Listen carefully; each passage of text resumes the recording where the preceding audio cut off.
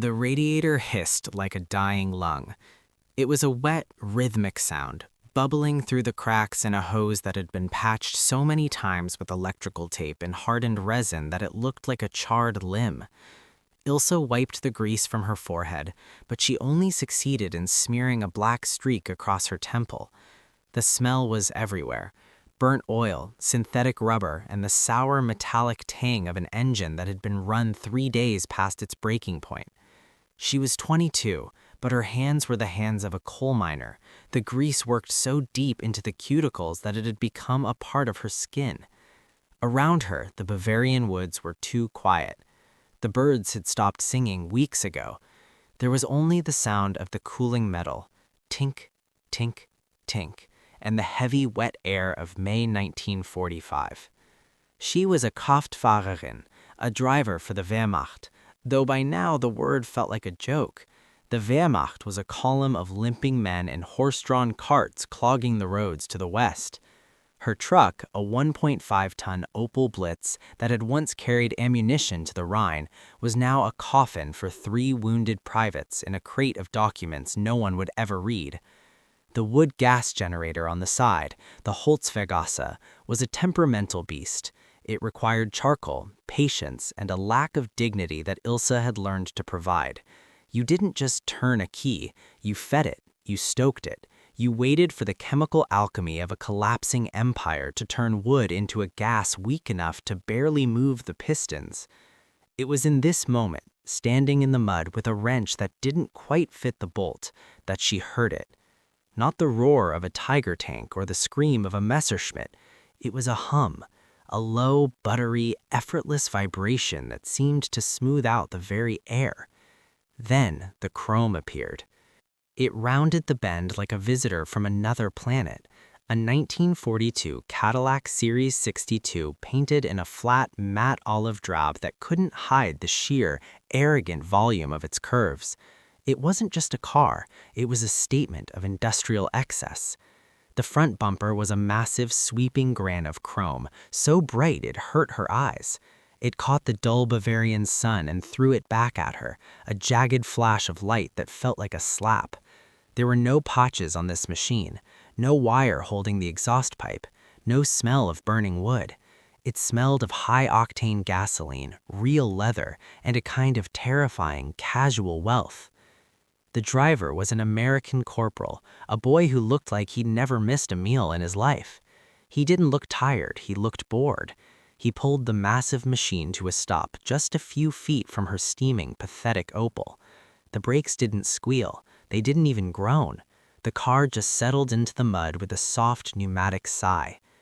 Ilsa stood there, her hands hanging at her sides, the wrench dripping black sludge under her boots. She waited for the shouting. She waited for the questions, the demands for papers, the rough handling she'd been told to expect from the Amis. But the corporal just leaned an elbow out of the window, a window of thick, flawless glass, and looked at her.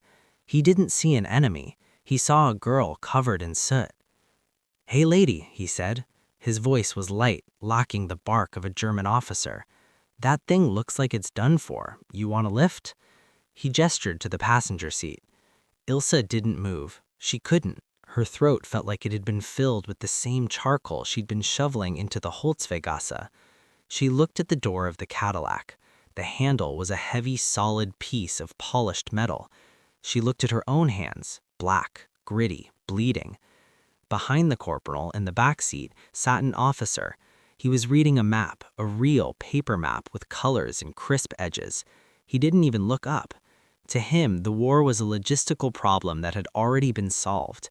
He was sitting in a mobile lounge, a bubble of Detroit engineering that had crossed an ocean just to sit in this specific patch of mud. The corporal opened the door from the inside. That was the moment the silence took her. It wasn't the silence of fear. It was the silence of a total, crushing realization. For years, the radio in Berlin spoke of the miracle weapons, the V-2 rockets, the jet planes that would turn the tide. They spoke of the German spirit, the hardened steel of the Reich. But as Ilsa looked at the interior of that staff car, she realized they had been lied to. Not just about the victories, but about the world. The seats were deep, tufted benches of wool and leather. There was a radio in the dashboard with bakelite knobs that looked like jewelry. And there, in the center, was the symbol that broke her, the cigarette lighter. The corporal pushed it in. A few seconds later, it popped out with a soft click. He pulled it out, and the coil was a perfect glowing orange sun. He didn't have to strike a match in the wind. He didn't have to use a flint or a piece of dry tinder. He just pushed a button, and the car gave him fire. It was the chrome. That was the thing that stayed with her for the rest of her life. The chrome wasn't necessary for a war. You don't need a polished reflective bumper to kill a man or take a hill. You don't need decorative trim to transport a general. The fact that the Americans had the time, the metal, the fuel, and the sheer audacity to put chrome on a vehicle meant for a muddy death struggle told Ilse everything she needed to know about why Germany was losing. They weren't fighting a military. They were fighting an assembly line that didn't know how to stop being beautiful. "Come on," the corporal said, waving her in. "Plenty of room. We're heading towards the collection point. There's coffee there, real coffee." Ilse took a step forward. Her boots made a wet, sucking sound in the mud. She reached out and touched the edge of the doorframe. The metal felt cold, thick, and impossibly smooth. She looked at her reflection in the chrome of the fender. She saw a ghost, a hollow-cheeked, soot-stained specter with eyes that had seen the firestorms of Dresden and the frozen wastes of the East. The chrome didn't care. It reflected her ugliness with a disinterested, perfect clarity. She climbed in. The seat didn't just support her, it swallowed her. It was like sitting in a cloud. She felt the spring-loaded softness beneath her, a sensation so foreign it made her stomach flip. She had spent 4 years on wooden benches, on the vibrating metal of truck beds, on the hard, cold earth. This was a different kind of power. It wasn't the power of a parade or a speech. It was the power of comfort. She tried to say thank you. She opened her mouth, her tongue heavy and dry, but the words wouldn't come. How do you speak to a man who lives in a world where cars have cigarette lighters and wool seats, while your brothers are eating sawdust bread and your mother is sleeping in a cellar? The disparity was a physical weight. It pressed against her chest, making it hard to breathe. The corporal put the car in gear.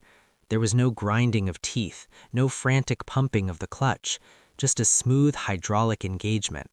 The Cadillac began to move. As they rolled past her abandoned Opel, Ilse looked out the window. The wood gas truck looked like a prehistoric beast, a clumsy Iron Age relic left behind by a receding tide. It was a machine of scarcity, built by a people who were running out of everything: fuel, rubber, time, hope. The Cadillac was a machine of abundance. They drove through a village that had been shelled the day before. The American car moved over the rubble with a grace that felt like an insult. The shocks absorbed the impact of the stones, the heavy frame dampening the world outside. Inside, it was quiet. The only sound was the low whistle of the corporal as he chewed a piece of gray, sweet-smelling rubber. "Gum?" he asked, holding out a small foil-wrapped stick. The foil was bright, silver, and perfectly cut. More chrome. Even their candy was armored in luxury. She shook her head, her throat still locked. She couldn't eat their sugar. Not yet. It felt like a betrayal of the hunger she had cultivated like a religion. The officer in the back finally looked up. He saw Ilse, really saw her, and he didn't sneer. He didn't look at her with the predatory hunger she had seen in the eyes of the retreating SS. He looked at her with a terrifying kind of pity. He reached into a bag at his feet and pulled out a tin. He opened it. It didn't require a tool, just a key attached to the top, and the smell of salted pork filled the car. He offered her a piece. Ilse looked at the meat, then at the chrome on the dashboard, then at the glowing cigarette lighter. She thought of the blitzmädel she had known, girls who had died in telephone exchanges or behind the wheels of trucks that simply exploded because the synthetic fuel was too volatile. They had died for a dream of a new order, a world of discipline and iron. But the Americans, they had brought a world of chrome and canned meat. She realized then that the war hadn't been won on the maps. It hadn't been won by the great men in their bunkers. It had been won by the fact that an American corporal could offer a ride to a defeated enemy in a car that felt like a palace. It was a victory of logistics, of a supply chain that stretched back to factories in Michigan where the lights never went out and the workers didn't have to hide from B-17s. The silence lasted for miles. Ilse watched the Bavarian landscape blur past the window. She saw the white sheets hanging from the windows of the farmhouses, the flags of surrender. She saw the abandoned helmets in the ditches, and every time the car hit a bump, she felt the luxury of the suspension, a mocking reminder of how far her country had fallen. When they finally reached the American lines, the scale of the abundance became a nightmare. There weren't just a few cars, they were thousands. Thousands of Jeeps, thousands of GMC juice-and-a-half trucks, thousands of tanks, all of them painted that same uniform green, all of them smelling of that same rich, oily gasoline. And the chrome was everywhere on the officers' cars, glinting in the sun like 1,000 tiny mirrors reflecting the defeat of an entire continent. The corporal stopped the Cadillac near a makeshift kitchen. The smell of real coffee, not the roasted acorns she had been drinking for 2 years, was so thick she could almost taste it on her tongue. "We're here, lady," the corporal said. He got out and opened the door for her. Ilse stepped out. Her legs felt weak. The transition from the velvet seat back to the mud was like falling from a dream into a cold puddle. She turned to look at the car one last time. She wanted to say something. She wanted to explain that she wasn't just a driver, that she had been a person once, with a home and a library and a father who played the violin. But as she looked at the shining, unyielding chrome of the Cadillac's bunker, she saw her own face again. It was the face of the losing side. It was a face that had no place in a world of assembly lines and electric lighters and white-wall tires. She closed her mouth. She didn't say a word. She couldn't.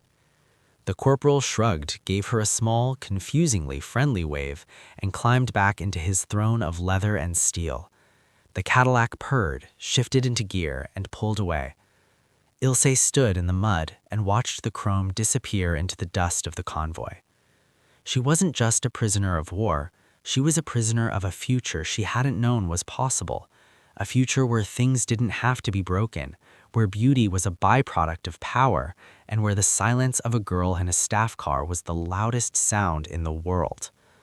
She turned toward the smell of the coffee, her hands still stained of the grease of a dead empire, and she began to walk. The war was over. The chrome had won.